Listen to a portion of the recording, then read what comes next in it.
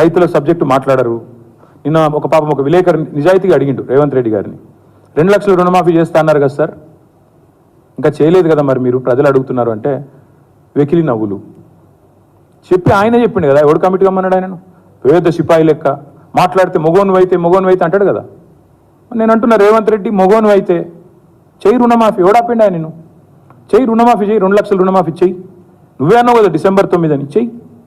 Point ఏంటంటే ఈ చిల్లర మాటలు కాదు కదా ప్రజలు చూసేది. అల్టిమేట్గా 4 రోజులు నడిపిస్తారు బై టైంపాస్, అటెన్షన్ డైవర్షన్. ఓ రోజు గొర్రెల స్కామ్ అంటాడు, ఓ రోజు బర్రెల స్కామ్ అంటాడు, ఓ రోజు ఫోన్ ట్యాపింగ్ అంటాడు, ఓ రోజు కాళేశ్వరం స్కామ్ అంటాడు. ఇవేనా ఇక అసలు పని లేదా? మంచిలు ఇచ్చేది లేదు, సాగునీరు ఇచ్చేది లేదు, పంటలు ఎండితే పట్టించుకునేది లేదు, రైతులకు రుణమాఫీ లేదు, కొత్త ఇన్వెస్ట్మెంట్లు రావు. ఇవేం చెప్పరు. ఇడికెళ్ళి కంపెనీలు పారిపోతుంటే మాట్లాడరు. ఇవేం ఉండవు. ఏముండాలి?